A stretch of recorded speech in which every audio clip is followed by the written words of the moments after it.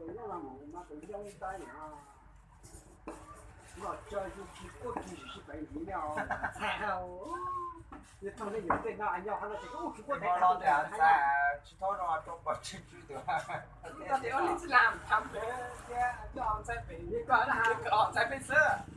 Giờ này em có cả sang này anh nho nhóc mùa này tí tao trẻ ăn cái đi luôn chứ ăn cái một chuyện ra. Mùa xa nè, mùa đó phải chứ tây của nhau mà nè, đó xa cả dạng cái trong này xây ở tụi này cho bờ họ chụp cả là sao vậy nhá? Thì tụi nó tiêu chảo. Chứ chỉ tôi khát. Nó cái người chịu muốn ra không có chuyện đúng đó. tôi có thể cho cái là để quay nhà nè Ô, nó sẽ lão vậy. Còn đối với thằng khác này, thằng tôi có thằng này nó đánh này. Tổng chí là nhà một chú nó bấm tiếng của trẻ tấu nào được tấu một số. Nên cho nên thế à. Chứ à, mà nhà ta nhà. Hello, bạn chết chút thật kìa. Ô thì thằng kỹ sĩ ấy nhau chén này hả? Cái này gì nó nhỉ? Hát có đúng không? Đó nhiều chữ à nhá. chỉ là tôi nói nè người trong sân điện ha Hả? như thế nó không là có sân điện ha Ta là sếp, mình làm cái việc làm. Bao nhiêu có nhiều là nó khổ nè một cái nhà có cái đó. Phải vô ôi nó sẽ trả đi. thì chúng mình dây chuyện của chị bà con này Đó, à bây giờ. Chỉ ở do đây nó là anh ấy anh chơi một chuyện thì bà con mà mò cái chuyện của hai là chỉ thì anh có tiền mà chỉ thấy hoa lộ cái sinh bình Lúc có những thằng á, ông đồ biết chưa á? hả? Đồ biết chưa á?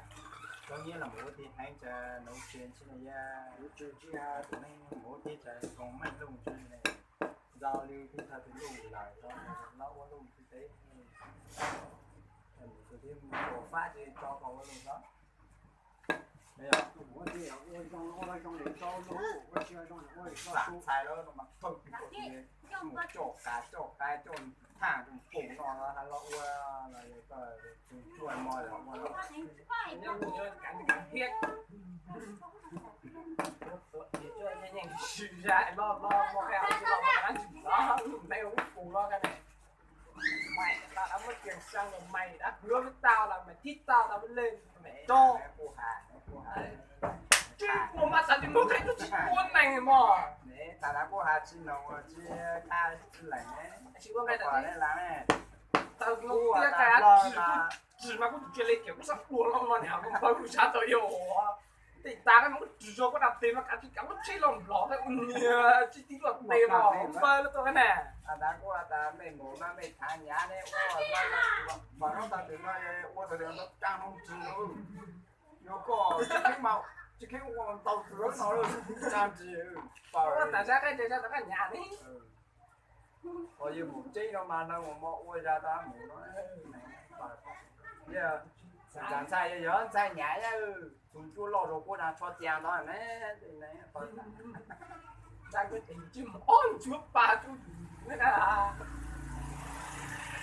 hay mò đó